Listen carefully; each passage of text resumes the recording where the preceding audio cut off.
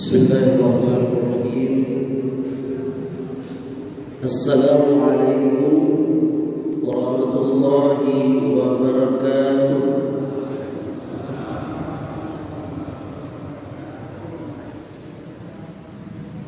Innal hamdalillah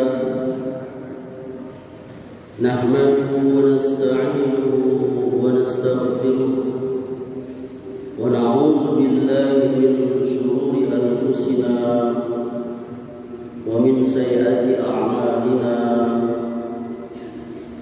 Man yahdihillahu fala mudilla lahu wa man yudlil fala hadiya lahu. Wa asyhadu an la ilaha illallah wahdahu la syarika lahu wa asyhadu anna Muhammadan abduhu wa rasuluh sallallahu alaihi wa ala alihi wasallam. Ya ayyuhalladzina amanu taqullaha haqqa tuqatih wa la tamutunna illa wa antum muslimun. Ayahanda dan ibunda serta saudara dan saudariku dan anak-anak,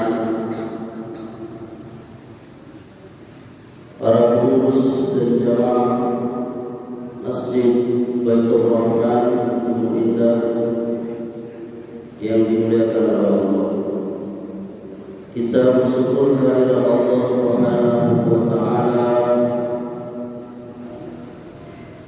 yang telah memberikan kepada kita nikmat sehat, waktu luang dan nikmat hidayah, sehingga kita bisa dengan sempurna melaksanakan ibadah kepadanya.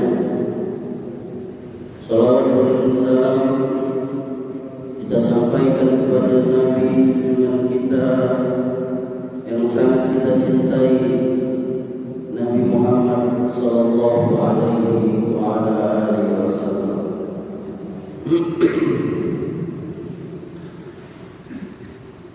Ayahanda dan ibunda sekalian, kami akan melanjutkan pembahasan kami atau pelajaran kami di masjid kita ini, yakni berkaitan dengan syarah atau penjelasan rukun iman, arkanul iman, dan masih melanjutkan juga pembahasan pada poin atau rukun iman yang keempat, yakni beriman kepada Rasul-Rasul. Salah satu pembahasan yang jadi sub pembahasan beriman kepada Rasul-Rasul itu adalah yakni kita beriman kepada Nabi Muhammad sallallahu alaihi wasallam. Maka insyaallah dengan serba ringkas kami akan menyampaikan dimulai dari keyakinan kita, yakni kaum Ahlussunnah wal Jamaah berkaitan dengan Nabi Muhammad sallallahu alaihi wasallam. Yang pertama, kita mengimani keumuman risalah Nabi Muhammad sallallahu alaihi wasallam, bahwa beliau itu yakni diutus untuk segenap jin dan manusia dengan membawa kebenaran, petunjuk dan cahaya yang terang. Aina dalil? Mana dalilnya? Dalilnya ada di surah Saba ayat 28. Wa ma arsalnaka illa kaffatan linnas basyiran wa nazira walakinna aktsarun nasi la ya'lamun. Kata Allah, dan kami tidak mengutus kamu melainkan kepada seluruh umat manusia sebagai pembawa berita gembira dan sebagai pemberi peringatan, tetapi kebanyakan manusia tidak mengetahui.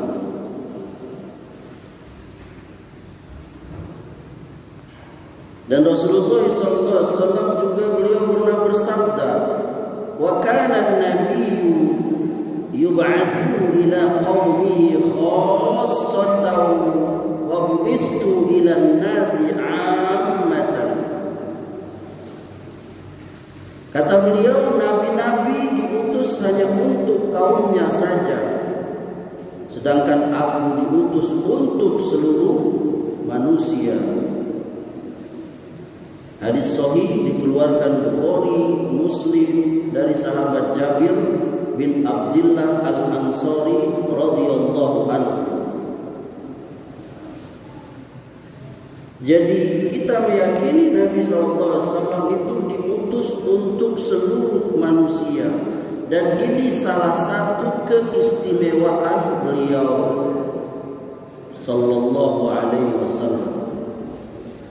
Kalau umat nabi-nabi sebelum beliau sallallahu alaihi wasallam itu diutus hanya untuk kaumnya saja, umatnya saja. Nabi Hud diutus untuk kaum Ad.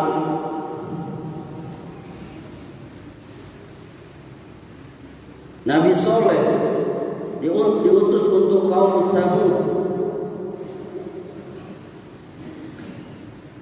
Nabi Musa diutus untuk Bani Israel.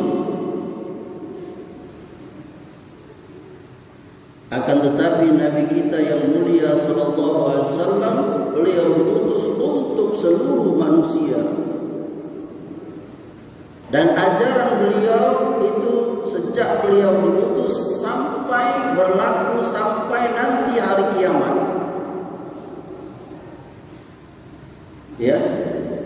Bahkan Nabi Isa yang dia punya syariat sendiri waktu dia diutus dulu kepada Bani Israel.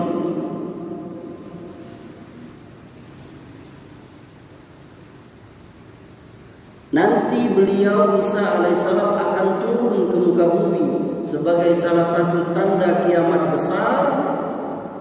Nabi Isa pun akan mengikuti syariat Nabi Muhammad.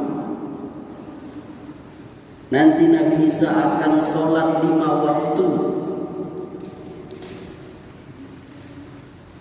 Bahkan Nabi Isa tidak menjadi imam, dia jadi makmum. Yang jadi imam, Imam Mahdi.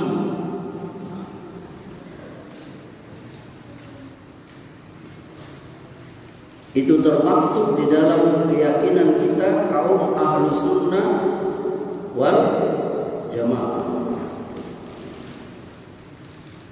Nabi SAW diutus untuk seluruh manusia, bahkan untuk seluruh alam.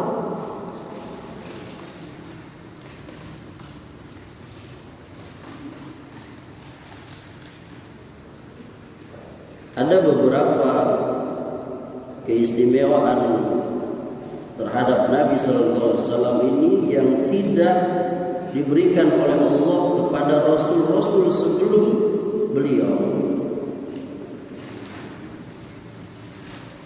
Yakni kata beliau, aku diberikan pertolongan dengan takutnya musuh mendekatiku dari jarak sebulan perjalanan. Jadi musuh masih berjarak sebulan perjalanan, sudah ditancapkan oleh Allah ketakutan di dalam hati musuh beliau. Yang kedua, dijadikan bumi bagiku sebagai tempat sholat dan bersuci, yakni tayammum. Barang siapa saja dari umatku yang mendapati waktu sholat, maka hendaklah ia sholat. Dulu nabi-nabi sebelum Nabi Muhammad gak bisa. Mereka kalau mau ibadah, mau sholat, harus ke tempat sholat, yakni masjid. Tapi kalau kita sekarang masuk waktu sholat, sementara ayah anda masih di kebun, ada yang galak ke kebun. Ini kayaknya wajah-wajah galak ke kebun kan? Masuk sholat di kebun. Kalau ada bumbunya mungkin dalam bumbu. Kalau daknya Ustaz, ya sudah di apalah situ ada semak-semak, buka-buka dikit di tanah lapang, masuk ke sholat. Sah sholatnya sah.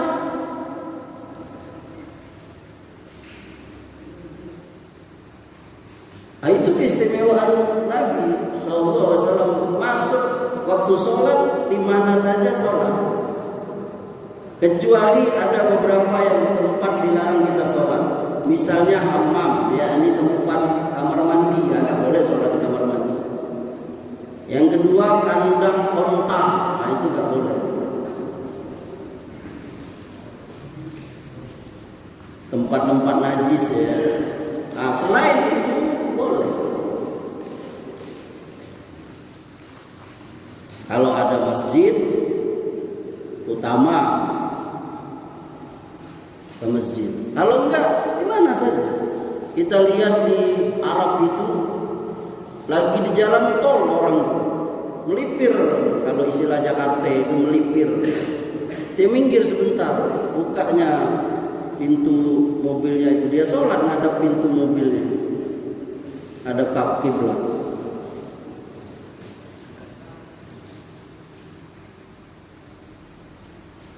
Yang naik pesawat juga kan, kalau khawatir waktu sholatnya keluar, kalau nunggu pesawat turun, sholat di atas itu. Tidak ada harus turun dulu pesawatnya, Pak pilot tolong turun dulu, udah bisa. Kalau bawa mobil sendiri bisa itu, bisa nyari itu. Tapi kalau naik pesawat tidak bisa. Sholat pada saat itu keistimewaan. Yang ketiga, dihalalkan rampasan perang bagiku, tidak dihalalkan kepada seorang nabi pun sebelumku.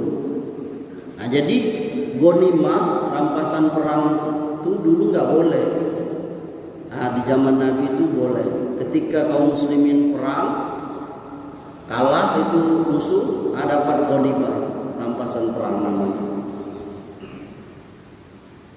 Lalu yang keempat, yakni Nabi SAW diberikan kekuasaan memberi pertolongan, namanya syafaat. Nanti ada pembahasan khusus syafaat Nabi. Itu yang pertama. Yang kedua, yakni keyakinan kita kaum Ahlus Sunnah wal Jamaah terhadap Nabi. Kita meyakini Nabi kita itu penutup para nabi. Nabi yang terakhir. Jadi kalau ada manusia atau orang yang mengaku jadi nabi, itu kufur, sesat,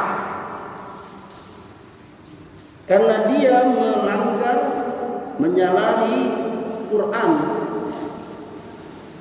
Kata Allah Azza wa Jalla, "Ma kana Muhammadun aba ahadin min rijalikum, walakin Rasulullah wa khataman nabiyyin." Garis bawahi, wa khataman nabiyyin, wa kana Allahu bikulli syai'in alima. Kata Allah, Muhammad itu sekali-kali bukanlah bapak dari seorang laki-laki di antara kamu. tetapi dia adalah Rasulullah, utusan Allah dan penutup para nabi. Dan Allah Maha mengetahui segala sesuatu. Ini setegas-tegas dalil yang menyatakan nabi itu penutup. Kalau pintu sudah ditutup berarti tidak ada boleh lagi yang masuk. Umpamanya seperti itu. Nah, kenabian sudah ditutup dengan diutusnya Rasulullah SAW, Muhammad ibnu Abdullah Al-Quraisy. Maka kalau ada orang yang ngaku jadi nabi sesat, bahkan kafir, itu ijma. Tidak ada kita beda pendapat kelompok mana saja, organisasi mana saja. Kalau ada kelompok organisasi meyakini ada nabi sudah Muhammad, berarti organisasi itu sesat. Tapi Nabi SAW juga menyebutkan, beliau pernah menyebutkan salah satu tanda kiamat itu akan muncul dajjaluna kazzabun, bentuk jamak, yakni para pendusta, tukang bohong yang mengaku jadi nabi. Apa kata beliau? Wa innahu sayakunu fi ummati kazzabuna thalathuna. Beliau menyebutkan angkanya. Kulluhum yaz'umu annahu nabiyyun wa ana khatamun nabiyyin la nabiyya ba'di. Saya ulangi. Wa innahu sayakunu fi ummati kazzabuna thalathuna kulluhum yaz'umu annahu nabiyyun wa ana khatamun nabiyyin la nabiyya ba'di. Kata beliau, dan sesungguhnya akan muncul pada umatku tukang bohong, pendusta, kazab, yang jumlahnya 30 orang. Disebut oleh Nabi 30 orang. Mereka semua mengaku sebagai nabi, sedangkan aku adalah penutup para nabi, khatamun nabiyyin. La nabiyya ba'di, la nabiyya ba'di, tidak ada nabi sesudahku, semeninggalku. Ini hadis sahih dikeluarkan Ahmad, Abu Dawud, Ibnu Majah, sanadnya sahih dari sahabat Thauban radhiyallahu anhu. Para ulama mengatakan jumlah 30 itu bukan pembatasan. Boleh jadi lebih. Orang yang ngaku jadi apa? Nabi, jadi utusan Allah. Kita sebutkan nih contohnya. Ketika Nabi SAW wafat, banyak orang yang murtad, banyak yang gak mau bayar zakat, banyak yang ngaku nabi, jadi nabi. Makanya Abu Bakar sibuk memberantas nabi palsu ini. Ada yang namanya Musailamah Al-Kazzab. Musailamah Al-Kazzab. Al-Kazzab itu pendusta, gelar. Dia ngaku jadi nabi, diperangi oleh Abu Bakar, dan dia dibunuh oleh Wasy, sahabat Wasy. Wasy ini menarik sekali kisahnya. Dia ini dulu waktu Nabi Muhammad masih hidup, dia belum beriman, masih kafir. Waktu perang antara Nabi dengan orang-orang yang masih memusuhinya pada saat itu, yakni perang Uhud, dia berpihak, masih berada di kafir Quraisy. Lalu dia dijanjikan oleh Hindun, kalau dia berhasil membunuh yakni Hamzah Abdul Muthalib radhiyallahu anhu, salah seorang paman Nabi yang beriman kepada Nabi. Dia dapat hadiah. Wahsy ini dia itu jago lempar lembing, lempar tombak. Kalau dia lempar tepat. Perang berkecamuk. Banyak ya, sudah berapa orang dibunuh oleh sahabat Hamzah bin Abdul Muthalib, singa Allah. Julukannya itu singa Allah. Lalu dia mengintai, maka Wahsy berhasil menombak Hamzah ibnu Abdul Muthalib tepat di belakangnya, di antara kedua pahanya itu, tembus ke depan. Inna lillahi wa inna ilaihi raji'un. Jatuh. Lalu oleh Wahsy dibelah badan Hamzah itu, diambil jantungnya, ngeri sekali. Dipotong, diambil jantungnya. Lalu dia bawa kepada Hindun. Bayangkan, kasih Hindun jantung, dikasih oleh Hindun perhiasannya sebagai hadiah. Oleh Hindun digigit itu, digigit jantungnya. Udah alot, nggak sanggup dia. Ngeri sekali wanita Arab itu ya. Karena memang kalau saya nggak salah itu Hindun itu dia dendam pada saat itu, yakni ayahnya, saudaranya, suaminya itu di perang Badar itu meninggal oleh Hamzah. Lalu Nabi melihat, melihat paman jenazah Hamzah bin Abdul Muthalib, sedih beliau, nangis beliau, sedih. Siapa yang tega membunuh Hamzah itu dan merusak badannya itu? Terbelah kan? Diambil jantungnya. Sedihnya Nabi, sedih sekali, sampai beliau nyolatkan Hamzah itu 70 kali. Waktu perang Uhud terbunuh 70 orang, maka masing-masing disolatkan sekali-sekali, tapi Hamzah 70 kali solatkan Nabi. Berganti ya ini Hamzah mayatnya nggak dibawa, sampai gitu riwayat kisah perang Uhud itu.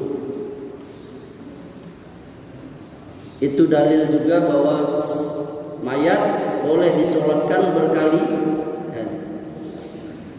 Lalu akhirnya dia masuk Islam. Wahsy pas di Madinah dapat hidayah dia. Tapi Nabi berkata kepada dia, sesudah kau masuk Islam, jangan aku lihat kau berada di hadapanku. Subhanallah. Jangan aku lihat kau ada terlihat olehku depan. Jadi sejak itulah kalau Nabi ada, Wahsy itu selalu nyingit, nyumput dia. Karena Nabi kalau lihat Wahsy, dia ingat pamannya Hamzah itu. Sedih Nabi, kesedihan yang mendalam.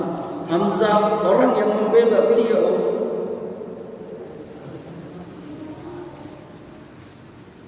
Maka Wahsy ketika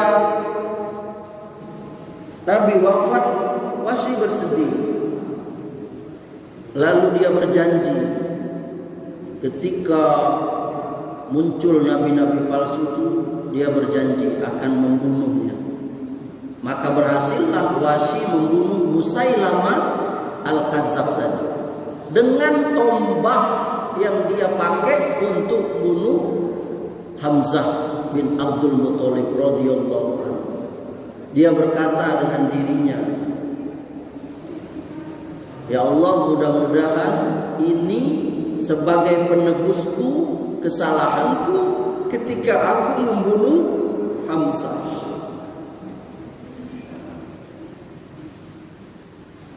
Musailamah al-Kazzab laknatullah, dia orang yang menjadi nabi. Bahkan dia bikin kitab sucinya sendiri, wahyu yang dia akui turun dari Allah. Saya pernah baca itu, kalimat-kalimatnya itu lucu sekali. Apalagi orang yang ngerti bahasa Arab tertawa membacanya. Yang kedua ada namanya orang Aswad al-Ansi. Nah, ini dia juga ngaku nabi, sudah nabi wafat. Ada lagi yang namanya Sajah binti Al-Haris. Bahkan ada perempuan juga, tidak hadir dalam ingatan saya siapa namanya. Di Indonesia juga ada itu. Ya, ada yang ngaku nabi, betul nggak? Di Bengkulu pernah ada nggak? Nggak ada ya, mudah-mudahan janganlah nanti viral lagi. Dulu ada namanya Ahmad Mosadek, nah itu Ahmad Mosadek. Ada namanya Parmin, nah itu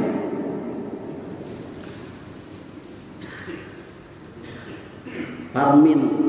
Ada namanya Tugimin, namanya Tugimin. Jadi kalau ada, saya juga tertawa. Ada dai, ada ustaz, kalau ada nabi namanya Tugimin gak enak sholawat katanya. Sallallahu ala Tugimin gak enak. Saya tertawa dengan itu. Ada aja nih dai ini. Karena akan selalu ada muncul oleh disesatkan oleh setan itu ya. Makanya hati-hati kalau ngikut belajar aliran-aliran tertentu, baca-baca kitab yang tidak jelas, itu salah satu sebab itu. Tidak dibimbing oleh para ulama. Ngaji-ngaji aliran-aliran yang tidak jelas, guru-guru yang tidak diketahui dari mana. Di Indonesia ini subur sekali itu. Masa ada nabi itu gini. Nah, yang terkenal itu, yang paling terkenal itu di zaman modern ini ada nabi palsu yang namanya Mirza Ghulam Ahmad. Nah ini dia nih dajjal, dusta. Dia ngaku jadi nabi. Dia muncul di masa kolonial Inggris menjajah India. Awalnya dia ngaku jadi Al-Mahdi Al-Muntazar, yakni Imam Mahdi yang ditunggu-tunggu. Dia ngaku itu. Jadi memang sekarang nih banyak nih yang orang-orang yang ngaku-ngaku itu. Yakni ngaku jadi Imam Mahdi itu. Karena memang dalam keyakinan Ahlussunnah wal Jamaah nanti akan keluar yang namanya pemimpin Islam namanya Al-Mahdi. Dia keturunan Nabi Muhammad. Namanya sama seperti nama Nabi Muhammad, bapaknya sama namanya dengan bapak Nabi Muhammad. Maka setiap kelompok ngaku-ngaku ini kelompok ini ngaku. Ahmadiyah ngaku dia Mirza Ghulam Ahmad. Orang Syiah juga itu. Itu imam ke-13 namanya Al-Muntazar. Muhammad siapa itu? Nanti ada bab khusus firqah namanya Syiah. Syiah Rafidhah di Iran sekarang. Mereka meyakini imam itu ada 13. 1, 2, 3, 4, 5, 6, 7, 8, 9, 10, 11, 12. Nah imam ke-13 itu ditunggu-tunggu oleh orang Syiah itu sekarang. Lagi masuk goa katanya. Sedangkan kita kaum Ahlussunnah wal Jamaah meyakini ada nanti di akhir zaman Imam Mahdi itu. Dia memimpin kaum muslimin. Pada saat itu kaum muslimin sejahtera, negeri aman. Sampai diriwayatkan dalam hadis itu rusa dan harimau makan bersama-sama ya. Lihat, saking damainya.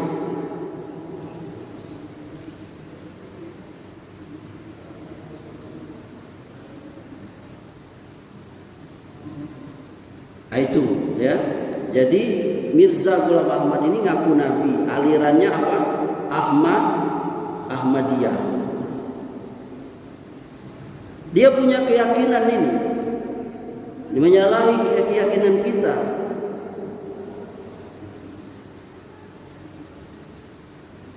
Di antara keyakinan Ahmadiyah yang diajarkan Mirza Ghulam Ahmad. Mirza Ghulam Ahmad ini lahir 1839 sampai 1908 Masehi.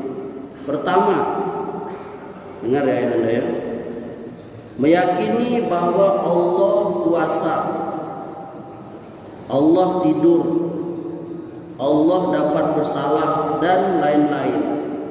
Ya, ini dia menyamakan Allah sama seperti makhluk. Padahal Allah mengatakan Allahu la ilaha illa huwal hayyul qayyum la ta'khuzu sinatu wa la naum. Allah tidak mengantuk dan tidak tidur. Dia katakan Allah itu tidur. Inna lillahi.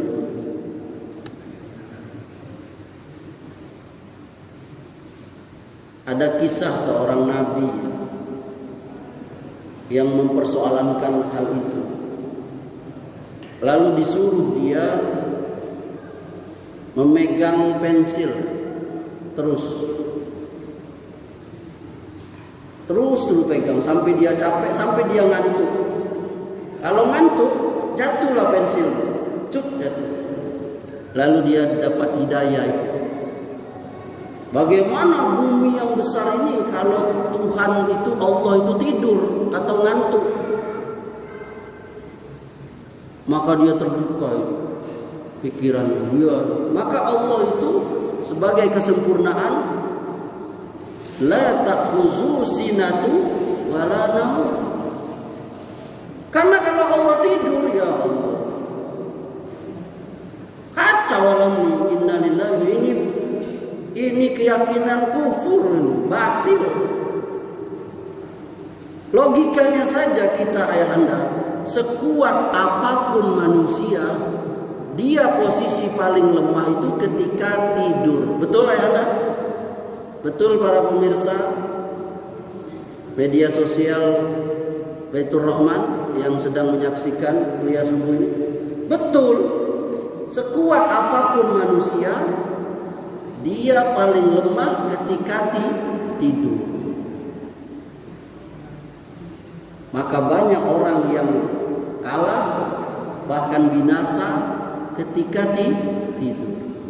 Lihat para pasukan, kalau dia mau mengincar musuhnya, dia cari keadaan musuhnya itu lagi lengah. Dan selengah-lengah manusia ketika tidur.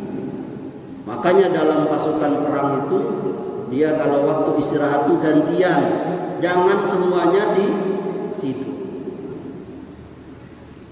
Ini ngaku dia. Yang kedua, meyakini Nabi Muhammad bukan Nabi terakhir Sallallahu Alaihi Wasallam. Mereka meyakini Mirza Ghulam Ahmad Nabi terakhir dan paling utama. Ini keyakinan Ahmadiyah. Ahmadiyah itu ada dua.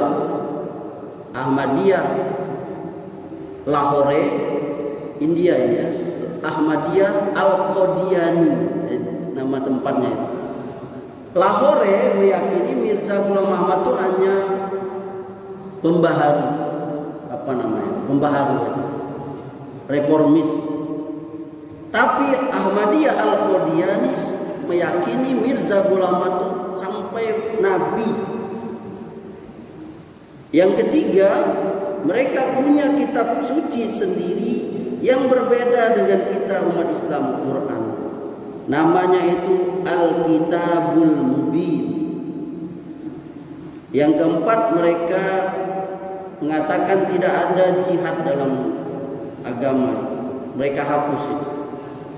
Yang kelima, setiap muslim kafir menurut mereka, sampai masuk aliran Ahmadiyah Al-Qadiani. Yang keenam, mereka menghalalkan khamr, narkoba, dan sejenisnya. Inna lillahi wa inna ilaihi raji'un. Ahmadiyah mempunyai hubungan yang sangat erat dengan Yahudi, Nasrani, dan aliran Batiniyah. Para ulama sudah bikin kitab, menulis buku kesesatan Ahmadiyah, buku tebal, buku yang merincinya, buku yang sedang, sampai kutaib, yakni buku-buku saku kecil. Sampai ulama kita Indonesia juga, MUI sudah menerbitkan fatwa sesatnya aliran Ahmadiyah. Udah berapa kali kan itu viral di mana. Ustadz juga menulis buku, misalnya seperti Hartono Ahmad Jais dan sebagainya. Ini saya ambil dari kitab Al-Mawsu'ah Al-Muyassarah fil Adyan wal Mazahib wal Ahzabil Mu'assirah, juz 1 halaman 419 sampai 423, cetakan Wami tahun 1418 Hijriah. Wami ini World Assembly of Muslim Youth, yakni perhimpunan pemuda muslim dunia, berdiri tahun 1972 di Riyadh, Saudi. Buku ini sudah diterjemahkan, sudah beberapa tahun lalu terjemahkan. Jadi judulnya itu di bahasa Indonesia, Gerakan Keagamaan dan Pemikiran, Akar Ideologis dan Penyebarannya. Dicetak oleh pencetakan Al-Islahi Press, Jakarta. Nah, ini yang namanya Mirza Ghulam Ahmad. Yang ketiga, keyakinan kita terhadap Nabi. Ahlus Sunnah berkeyakinan bahwa Rasulullah SAW tidak tahu hal yang gaib semasa hidupnya, kecuali sudah diajar Allah. Dalilnya adalah surah Al-An'am ayat 50. Wala a'lamul ghaib, aku tidak tahu hal yang gaib. Jadi orang yang mengaku-ngaku hal yang gaib itu pendusta. Makanya kaum muslimin itu harus cerdas. Masih pergi ke dukun, nanya hal yang gaib, barang hilang, apalagi suami hilang, ada ibunda suaminya yang hilang, istri hilang, ada yang istri hilang, payung ke dukun, kata dukun, di situ kayaknya tuh, di bawah pohon itu, di sungai itu, anak masuk sungai, masuk ke dalam, lalu datang dukun, nggak ada itu. Udah kita ikhtiar secara manusiawi, pakai timsah apa segala macam, jangan kotori, ya. Ya ini kita meyakini Nabi. Kalau Nabi aja nggak tahu. Pernah ada seorang sahabat, wafina ya'lamu ma fi qadib. Sahabat itu bilang, di tengah-tengah kita ini ada Nabi yang mengetahui yang gaib. Marah Nabi. Jangan kau katakan seperti itu. Aku nggak tahu yang gaib. Kecuali sudah dikasih tahu oleh Allah. Kalau Nabi tahu yang gaib, apa ya? Enggak terjadi beliau kalah dalam peperangan itu. Buktinya Nabi kalah perang Uhud. Berarti dia nggak tahu. Makanya ada seorang sahabat, ulama ahli tauhid berdebat sama dukun.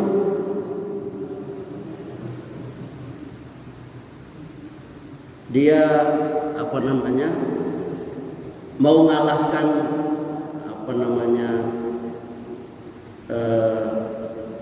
ulama ini, dukun itu.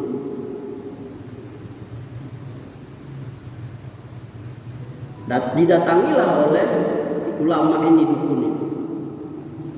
Lalu dia berjanji melakukan itu. Maka dukun itu bertanya pada ulama itu, apa tujuan kau datang ke sini? kata dukun tadi. Lalu langsung diselesaikan oleh ulama tadi. Kalau nggak salah saya, dia pukul badannya atau apa. Sudah selesai, kita tidak usah kita berdebat karena kau sudah kalah. Katanya kau tahu hal yang gaib, kok kau nggak tahu apa tujuan aku datang ke sini? Selesai langsung itu. Apa debat itu? Karena dukun itu masih bertanya dia. Kalau dia memang tahu yang gaib, orang datang dia nggak perlu tanya-tanya lagi. Buktinya dukun-dukun itu kan dia tanya dulu anaknya bagaimana, ininya bagaimana. Berarti dia nggak tahu yang gaib. Nah itu ayahnya. Jadi Nabi SAW tidak tahu hal yang gaib, apalagi orang sesudah beliau, yakni di bawah beliau, apalagi ada dukun. Yang terakhir, kita wajib mencintai Nabi SAW dan tidak boleh hulu. Agama ini Ahlus Sunnah wal Jamaah di tengah-tengah, tidak ekstrim kanan, tidak ekstrim kiri. Begitu pula iman kepada Nabi. Kita beriman kepada Nabi, tapi kita tidak boleh berlebihan kepada Nabi. Makanya syahadat kita itu apa ya? Wa asyhadu anna Muhammadan abduhu wa rasuluhu. Ada kata-kata abduhu. Ini maksudnya kita jangan berlebihan. Yakni Nabi itu hamba Allah sama seperti kita. Dia makan, minum, menikah. Hanya saja Nabi itu diberikan wahyu. Sebagai manusia dia manusia, bukan al-khaliq. Kesesatan orang itu salah satunya yakni mengangkat manusia sama seperti al-khaliq. Orang Yahudi menjadikan Nabi Uzair lebih daripada manusia sampai diangkat Tuhan. Orang Nasrani mengangkat Isa lebih dari kemanusiaannya sampai jadi Tuhan. Ini kesesatan. Mudah-mudahan Allah Subhanahu wa taala menjadikan keimanan kita kepada Nabi sallallahu alaihi wasallam sempurna, yakni pas porsinya, tidak berlebihan juga tidak kekurangan. Semoga bermanfaat. Ada yang ingin bertanya? Silakan.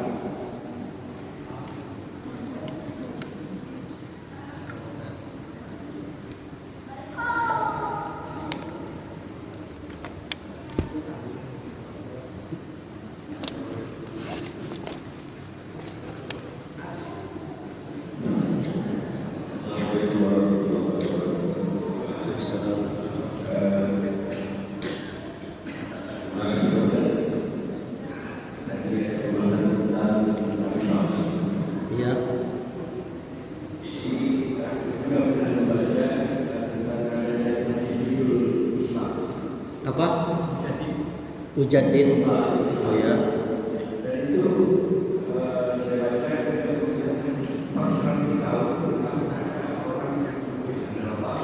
Sebagai pembaharu. Ya. Kalau saya sendiri reformis. Ya. Nah ini kan kita ada sebenarnya membedakan silahkan dari palsu. Tapi juga saya juga pernah sebenarnya yang alangkah enaknya kalau yang lebih waktu berupa individu enak itu penciuman. Dan sekarang misalnya yang bukan individu sistem. Apa?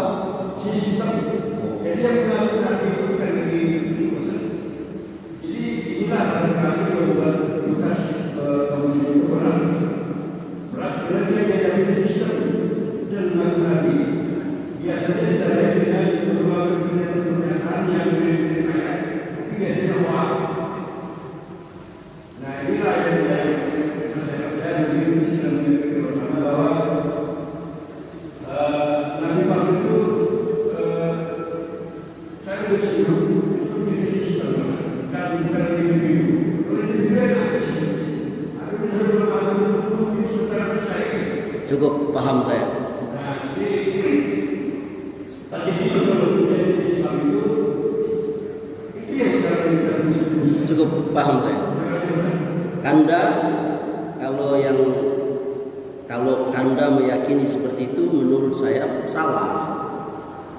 Karena nabi itu orang, bukan sistem. Lalu pernyataan Kanda tadi bahwa yang dimaksud dengan nabi palsu itu sistem, itu keluar dari pikiran Kanda atau ada ulama ahli ilmu yang mengatakan itu? Tidak boleh kita berkata sesuatu melainkan ada pendahulu kita dari kalangan ahli ilmu. Apalagi ini bicara masalah yang penting, yakni akidah. Jangan kita mengeluarkan statement sesuatu yang aneh, sesuatu yang tidak biasa di kalangan kita, kecuali sudah ada yang mendahulu kita dari kalangan para ulama. Tidak boleh Kanda. Karena nanti kalau Kanda berkata nabi palsu itu sistem, nanti ada orang lagi mengatakan nabi palsu itu yayasan nabi palsu itu sekolah gak bisa. Ulama nabi sudah menjelaskan tadi, nabi palsu itu yakni ada orang-orang manusia person yang dia mengaku dapat wahyu. Itu. Para ulama sudah menjelaskannya. Dia ngaku saya nabi. Dan itu ada riwayat yang mutawatir dari zaman Nabi seperti Musailamah. Di dunia ini ada Mirza Ghulam Ahmad. Bahkan di Indonesia itu tadi kita sebut ada yang namanya siapa? Ugimin. Ada yang namanya Ahmad Musadik itu. Jadi wallahu taala a'lam. Cukup ya? Demikian, semoga bermanfaat. Wassallallahu ala nabiyina Muhammadin wa ala alihi wasallam. Wa akhiru da'wana alhamdulillahi rabbil alamin. Subhanakallahumma bihamdika asyhadu an la ilaha illa anta astaghfiruka wa atubu ilaik. Assalamu alaikum warahmatullahi wabarakatuh.